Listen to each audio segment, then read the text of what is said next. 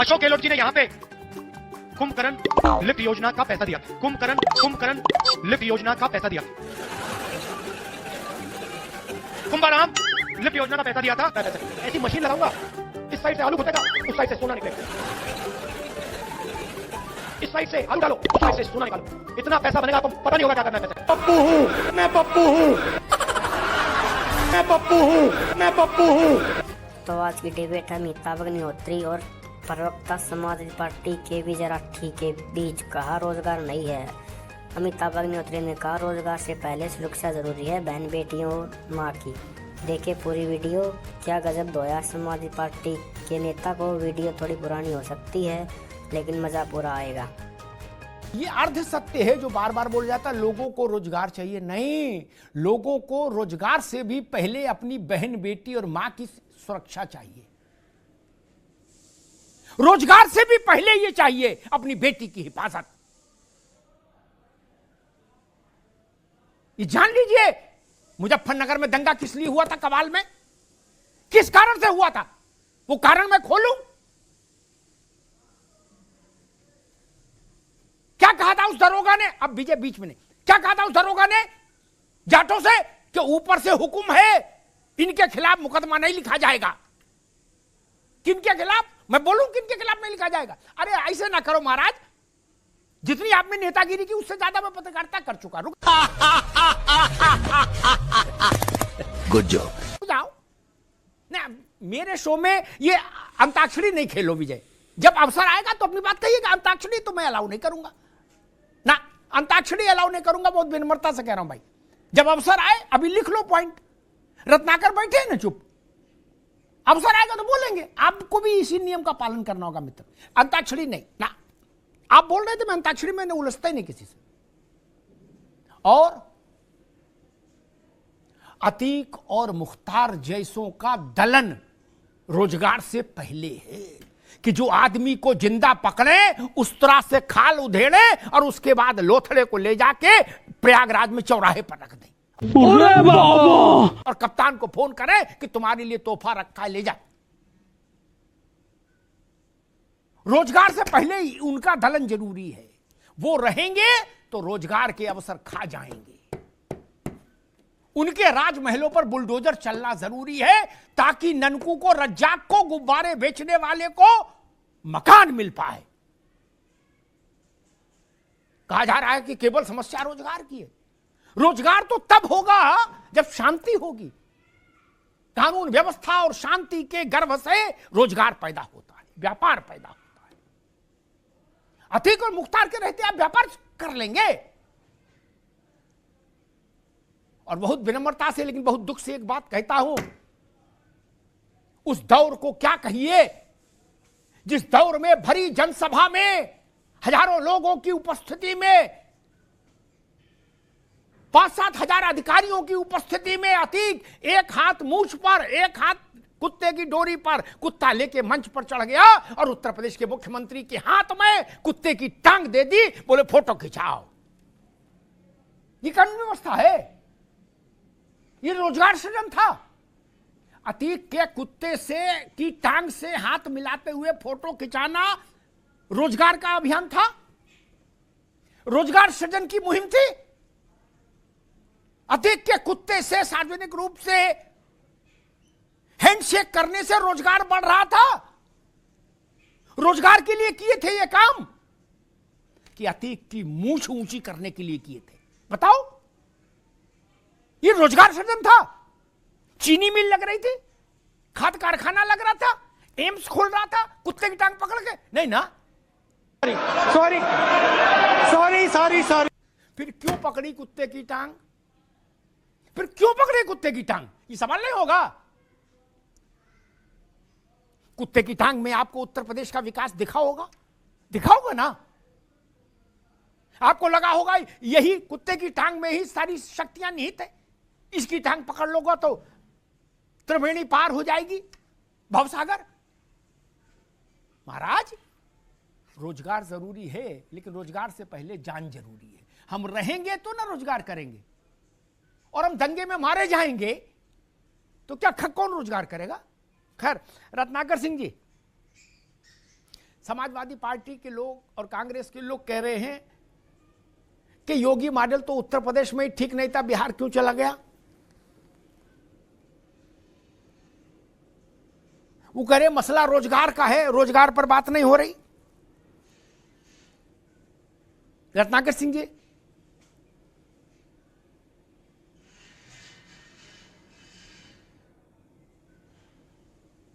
जी अमिताभ जी, मेरी आवाज मिल रही है आपको? हाँ मिल रही भैया, मिल रही। हाँ जी जी, मैं आपकी पूरी बात तो सुन नहीं पाया, लेकिन मैं बिहार और रोजगार पे आना चाहूंगा।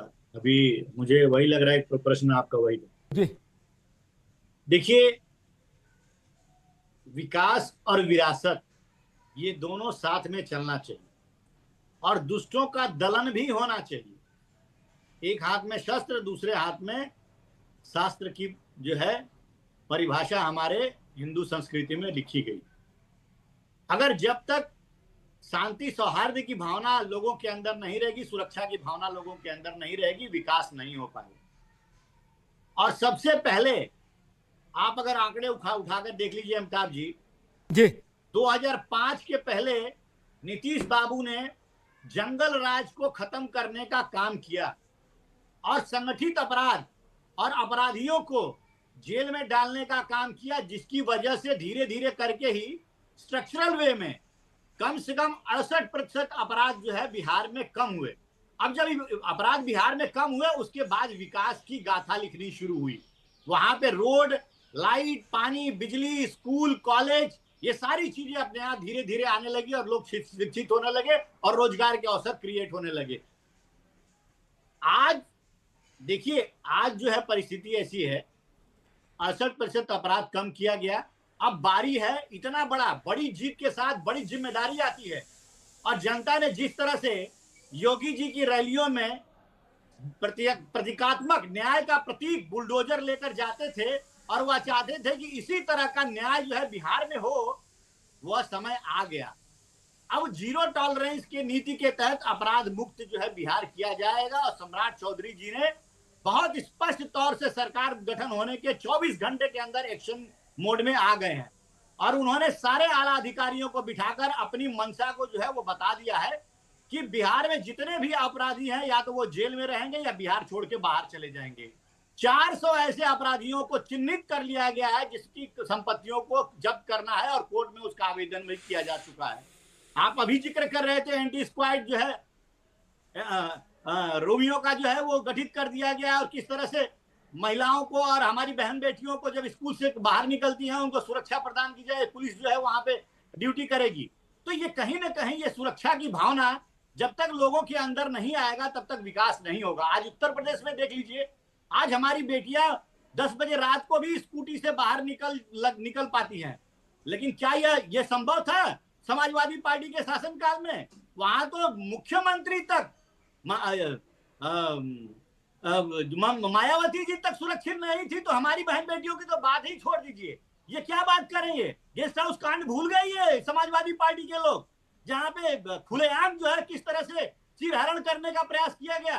तो ये ज्ञान आज हमको मत दे, और ये सिर्फ कोई जनता को गुमराह नहीं कर रहा है। अभी यहाँ पे बैठ के जो कांग्रेस के नेता कह रहे थे ना कि जनता को गुमराह किया जा रहा है, कोई जनता को गुमराह नहीं किया जाता है। जनता को गुमराह कुछ समय के लिए आप कर सकते हैं, हमेशा के लिए नहीं कर सकते। और माननीय योगी जी हो चाहे माननीय प्रधानमंत्री मोदी जी हो, पहली बार कोई मुख्यमंत्री या प्रधानमंत्री नहीं बना है। किसी का दूसरा टर्म है तो किसी का तीसरा टर्म है, और सुशासन बाबू तो 10वीं बार मुख्यमंत्री का शपथ ले रहे हैं। और इतना बड़ा मैंडेट मिला है क्योंकि जनता का भरोसा है भारतीय जनता पार्टी के प्रति और एनडीए के प्रति। वो जानते हैं कि एनडीए रहेगी सरकार तो विकास भी होगा, प्रदेश अपराध मुक्त भी होगा, और खौफ अपराधियों में होगा, खौफ जनता में नहीं होगा। तो ये सारी चीजें अपने आप में दर्शाती हैं कि निश्चित रूप से जो हमने जीरो टॉलरेंस की नीति अपनाई है, आने वाले दिनों में आप देखिएगा उत्तर प्रदेश के मॉडल के हिसाब से ही, उत्तर प्रदेश के तर्ज के हिसाब से बिहार भी अपराध मुक्त हो जाएगा। और 2024 में भी यही सम्राट चौधरी ने कहा था कि हम पिंडदान कर देंगे। जब हमारी अगली बार सरकार आएगी तो हम भू माफिया, बालू माफिया, शराब माफियाओं का गया में पिंडदान कर देंगे। और क्या बात है सर, क्या बात है सर, क्या बात, ये बात है। उन्होंने अपनी मंशा सबको बता दिया है कि बिहार में रहना है तो या तो अपराधी जेल में रहेंगे या बिहार के बाहर रहेंगे, और यही दृढ़ इच्छा शक्ति जो है अब बिहार को अपराध मुक्त करेगी। ठीक बात, ठीक है। सौरभ दुबे जी, ये सर्वमान्य तथ्य है पूरे विश्व में कि डेवलपमेंट तब तक संभव नहीं किसी सूरत में, चाहे नेता कितना भी भाषण दे, छत के ऊपर खड़े होकर भाषण दे चाहे छत के नीचे खड़े होकर, जब तक ऑर्गेनाइज्ड क्राइम पर अंकुश नहीं लगेगा, जब तक माफिया राज पर अंकुश नहीं लगे, क्राइम पर 100% अंकुश कभी संभव नहीं हुआ, दुनिया के किसी शोर में संभव नहीं हुआ। मोबाइल छीन लेना, ये साइकिल लेके भाग जाना, ये चलेगा। लेकिन अतीक और मुख्तार ये ऑर्गेनाइज क्राइम के चेहरे हैं। संगठित अपराध के रहते तो विकास नहीं हो सकता। और मुख्तार को, अतीक को और गायत्री प्रसाद प्रजापति को कोई विकास का मॉडल तो नहीं मान सकता। इतना बौरा तो कोई नहीं है कि इनको विकास का मॉडल घोषित कर दें। सौरभ दुबे, बिल्कुल। देखिए अमिताभ जी कि जब पूरे विश्व में कहते हैं ना, वो चाणक्य कहते थे कि जब किसी को जड़ से खत्म करना है, जैसे एक पेड़ था कांटे का पेड़ और वो बार बार सबके पैर में लग रहा था, लोगों ने उसको काट दिया, तो कहा काटने से काम नहीं चलेगा, इसकी जड़ में मट्ठा डालो। जब जड़ में मट्ठा डालोगे तो ये समाप्त हो जाएगा। पूरे विश्व के अंदर जिस प्रकार से ओसामा बिन लादेन आतंकवाद का एक खौफनाक चेहरा, उसको मारा कि अमेरिका ने उस आतंक को खत्म करने का काम किया, सद्दाम हुसैन को मार के खत्म किया गया।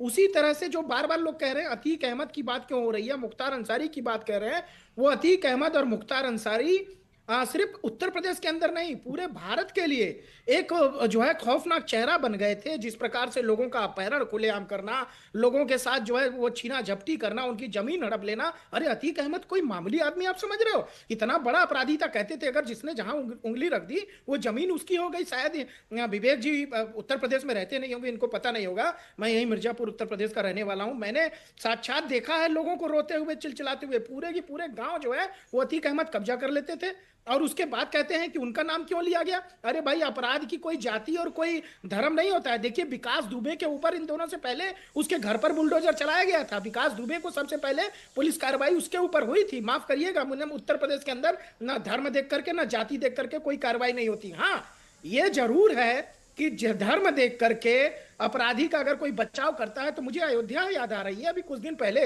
लगभग 1.5 साल पहले, एक अयोध्या में अपराधी जो एक हमारी जो पीड़ित बच्ची थी, जो पिछड़े समाज से आती थी, पीडीए समाज से आती थी, वो अब उसके साथ छेड़छाड़ करने वाले व्यक्ति को संरक्षण कौन दे रहे थे? तथा कथित अयोध्या के राजा जो सांसद थे वहां पर, और अपने बगल में बैठा करके कि नहीं पहले डीएनए जांच होनी चाहिए, उसके बाद कार्रवाई होनी चाहिए। मुझे कन्नौज याद आता है। कन्नौज के अंदर जब अपराधी पकड़ा गया, विवेक जी कन्नौज से ही हैं। विवेक जी कन्नौज से ही हैं। हाँ बिल्कुल, उनको तो अच्छा कन्नौज से है तो फिर तो इनको समझना चाहिए कि जो समाजवादी पार्टी के नेता थे, लाल टोपी ऐसे लगा करके जो समाजवादियों का प्रतीक होती है, बगल में बैठा करके उसको संरक्षण देने का काम कर रहे थे। देखिए ये सब दुर्भाग्यपूर्ण है। और तीसरी बात आपने रोजगार की कही, नोएडा सबसे बड़ा उदाहरण है, आके देख लीजिए। नोएडा में आज से 10 साल पहले कोई जमीन लेने को तैयार नहीं था। कहता था हम व्यवसाय कैसे करेंगे साहब, हमारे तो कनपट्टी पे बंदूक लगा करके रुपया और पैसा लूट लिया जाता है, हमारा सेल्समैन जाता है, उसका पकड़ करके अपहरण कर लेते हैं, फिरौती में पैसा मांगा जाता है। आज अगर वो कहीं ना कहीं उसको समाप्त करके, आज आप देखिए नोएडा का कायाकल्प हो चुका है। तमाम आईटी की कंपनियां, बड़ी बड़ी कंपनियां नोएडा में आने के लिए लालायित है और तमाम वहां पर अपनी फैक्ट्रियां लगा चुकी है। उसका कारण है कि आज नोएडा जो है उत्तर प्रदेश की आन बान और शान बना हुआ है। तीसरी बात, बिहार के अंदर की एक बात हुई छोटी सी अमिताभ जी, बिहार के अंदर जो कहा जाता है, बिहार हो, मैंने पहले ही बताया कि अशोक गहलोत जी ने खुद योगी मॉडल को स्वीकार किया था। अगर अपराधियों में खौफ, अपराधियों में आपको डर पैदा करना है तो उनके द्वारा जो अवैध संपत्ति, देखिए बुलडोजर कार्रवाई किसी वैध संपत्ति पर नहीं हुई है, जो काला धन, जो अवैध संपत्ति बनाई गई है उसके ऊपर चढ़ने का काम किया गया। और एक तो ये बात है। दूसरी बात देखिए, कानून के अंदर जनता का विश्वास कायम करना, ये भी एक योगी आदित्यनाथ की सफलता का सबसे ठीक है। सौरभ भाई अभी रुकना होगा, अब रुकना होगा सौरभ।